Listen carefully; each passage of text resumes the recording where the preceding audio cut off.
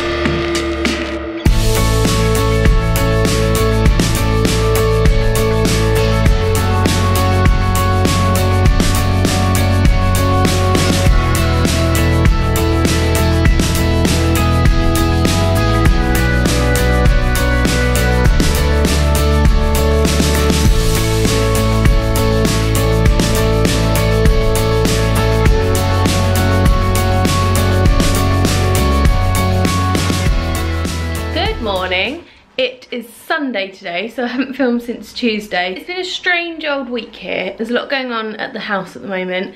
I've had a dishwasher man in, a man to come and decorate the bathroom, and we're doing all sorts of DIY jobs this weekend. So yes, there's not been all that much to film, but we're doing a lot of sorting out today, and I know a lot of you like the kind of more homey vlogs, so I thought I would video some of today because all you've had so far is the photo shoots. Yeah, that's what we're doing. It's not super exciting, but it's just life. First things first, we are off to the dump. We did a bit of a clear out yesterday. We've basically spent the whole weekend just like clearing up the house. It's like an early spring clean, isn't it? Yeah, exactly. You're just filming when I'm looking at this. Sorry. My work gear. Your work gear? Yeah, so yeah, basically we're just like throwing out loads of crap and just making it nice, really. You know, when sometimes you just feel like you've accumulated a load of stuff you don't need, and you do like, accumulate stuff, to be fair. I do. I think that's working from home though. That's just, you're just a bit of a hoarder. I'm not a hoarder.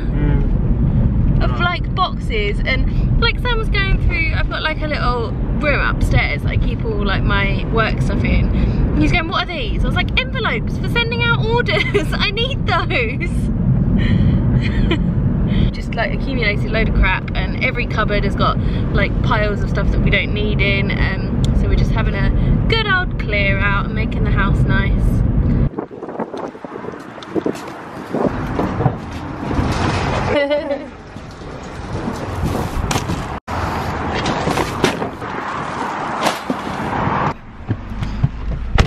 Done.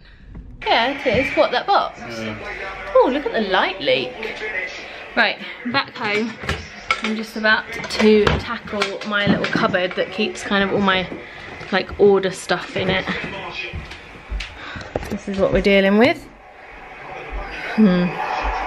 It's actually, most of it is kind of in some kind of order. Like we've got all envelopes and stuff like that. We've got like plastic wallets for photos. This all needs to go. We've got voucher boxes, lens wipes. This is kind of all crap that needs sorting through. So yeah, let's give that a go. Anything you like the look of? Excuse me? What are you doing?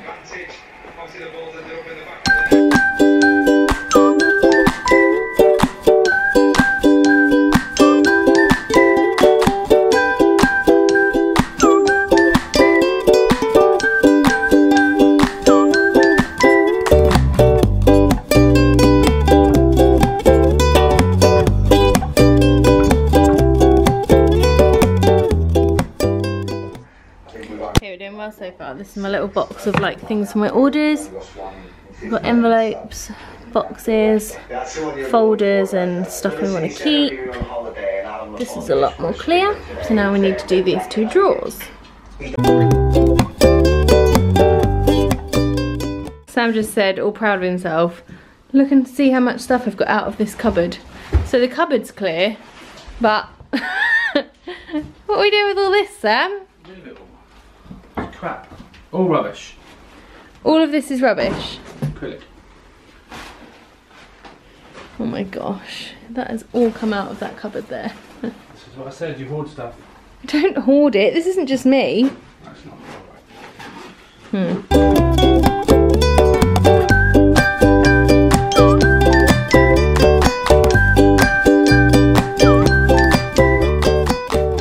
Got a little eBay pile going on here. Been to the dump twice now. Barney's little pudding outfit for Christmas. But the rest we've got like studio lights, a camera bag, tripods, dresses, fancy dress outfits. This is what happens when you clear out your house. Good morning. This morning it is Monday. So because I didn't really do much other than clear the house up over the weekend, and there hasn't been that much exciting for you to watch, I thought I would do something that's been highly requested, mostly on Instagram I think, just on the end of this vlog. So I asked in one of my Instagram posts if people would like to see like a tutorial on how I edit. I haven't had time to put an official one together, but I thought I would just show you the photos from the beginning of this vlog from Katie and Vigo's shoot. I thought I would just show you how I've been editing them. I kind of have obviously like a set process that I go through with most of my images. So I just thought I would show you how I kind of fiddle around with them and turn them into my style of image. Quite simple, but I thought it might be interesting for some of you. So it's not a proper like full-blown tutorial, but just a little something to kind of show you how I do things. A tutorial maybe could follow at a later date perhaps. Okay, so this is the image that I'm going to show you. This is one I posted out this week from Katie's shoot. Vigo looking very handsome. So obviously I've already edited, so I will talk you through what I've done. So that's, let's get rid of the glare off the camera. That's what it looked like straight out of the camera. And that's what it looks like now. So I have obviously every photographer's editing style kind of is their own and is unique to them, and I think it really kind of puts your own identity on an image when you develop your editing style. So let's have a look at what I've done. So we were lucky that we had a really lovely day. So the light was already fairly kind of glowy. If you look around her head, you can kind of already see a bit of a glow around here. So that kind of transfers really well to my presets. So I have my own presets over here that I use, and then I kind of fiddle with them. So usually what I would do is I would increase exposure and contrast, although because of the way the light is, it's quite a dramatic light in the evenings. I didn't really need to do much with the contrast. So I will usually take the highlights down and the white slightly, although I seem to have left that where it is, and the shadows. And then I always bring my blacks up just so that I'm not losing any detail in the black, and just because I feel it kind of makes it a little bit softer. I always increase the clarity of an image, so you can see here the difference that that makes. And then I usually reduce the greens, because I really don't like when you've got like a really vivid green. I feel like it kind of makes an image look slightly tacky. So I usually kind of reduce those so it's a bit more of a subtle green. What else have I been playing around with? I actually usually reduce the noise as well, but it seems that I haven't bothered with this one. Yeah, I usually sharpen an image slightly as well, so just to kind of really add the detail in there. And that's about it for my kind of basic edit. That's all I really do. I just sort of increase the contrast and the clarity, which really makes the image pop more. I usually play around with the temperature and the tint as well, just to sort of combat any custom white balance that's maybe gone a little bit wrong. And then I can kind of make the image feel slightly warmer, especially on days like today where it was super, super freezing cold. It's just nice to kind of make the image look a little bit warmer. So yeah, so that's my basic edits. So then over here I have these presets which basically add sun flares and light leaks and that kind of thing. So you can see up here what these do. They kind of add hazes and all sorts of colours. So these down here are called Orchid and Pink Tangerine. They're brilliant if you've got like a really vivid sunset. So let's just play around with some of those. So I would never ever add light where there isn't any. I think that's, if you go on those basic principles, then you're not gonna go too far wrong. Don't try and add light where there isn't any, but try and enhance the light that you are working with. Basically, that's how I they are my rules. So let's just play. These aren't necessarily what I would use on this image. So let's go for Orchid, for example. So if we click Orchid, I mean, it's blown him out slightly, but you can see here sort of pinks and oranges and purples. So if you've got a lovely sunset image, you can really play around with these colours, and these are quite fun, these presets. I will try and link below to where I got these. I'm not sure if they're even still available, but I will have a look and I will try and find them. Okay, let's get rid of that. So the only one I would probably use here is Sunshine Left, which is, oh no, that's a vertical, so we want the haze. So this one is Sunshine Left. So if we apply that to our image, because that's kind of where the light is coming from behind her here. Although I have to say, having just applied that, I feel like that's a little bit too yellowy, and it's making these greens very yellowy, and it just looks a little bit unnatural. So I probably wouldn't use that in this case, but you can kind of see what it does. It just creates a bit of a hazy light leak effect on the edge here. So let's delete that. We don't want that. That doesn't look any good. So yeah, sometimes it's just a case of trial and error, and it's really good that you can kind of run your mouse down and see the changes that it makes in the image. Let's see if we can find any we like. See, these are all just a little bit dramatic for me. I like to keep it as natural as possible. Well, this is quite a nice one to show you. So this is called Luminous. So if we click Luminous, again, it's still a little bit orange and it's still kind of trying to add light that wasn't there. So it doesn't, but you can kind of see the difference there if we get rid of that again, so you can see what the changes that made. See, it just kind of adds a bit of light, but you do have to be very, very careful and very mindful that you want the image to look authentic. Okay, so these ones are quite nice. This is Golden Glow. So let's see what Golden Glow does to this image. Okay, so that's not a bad option for us, but perhaps we would decrease the exposure because it does just blow her face out slightly. So that's quite nice. That kind of gives it more of a sort of early evening, low light magic hour type of feel. I quite like that, and maybe we'll stick with that. So yeah, that's basically it. There's very, very little that goes into editing my images. I like to keep things as natural and authentic as possible. Obviously, I do like to put my own stamp on an image. I like people to know that it's mine. And that's basically it. That's all I do, really. A lot of work with clarity, exposure, contrast, temperature, things like that. And then light leaks if they apply. 90% of my images probably don't have a light leak preset put on them, but if I can, then sometimes it just makes it kind of a little bit more dreamy. But that's my basic edits. What will happen after that is that if say Katie was to order that particular image, I might sort of get rid of these little scuff marks on the floor, just tidy it up a bit. To do that, I would use, where's my mouse? I would use this tool here, and I would literally run along that there, replace it with a bit more gravel, yeah, and sort of just tidy that up slightly.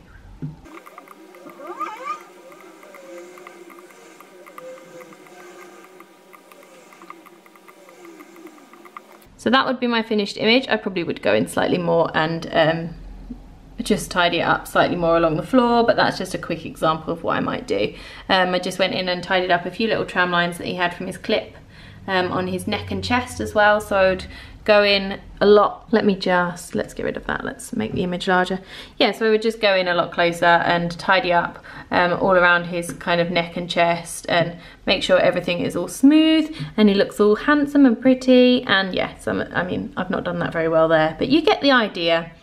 And that's really it. Yeah, so that really is pretty much it. So I hope that wasn't too disappointing. I know a lot of people ask me how I edit, and a lot of people mention that you can kind of spot one of my images a mile off, which for me is a massive compliment, because that's what every photographer wants, is for their style to be distinctive and very them, and people to book them because they like their style. So that's what I do. Yeah, I think developing your own style is really important, and it's a lot of trial and error. It's great if you can really get to know Lightroom and just kind of fiddle about and see what works for you and what doesn't.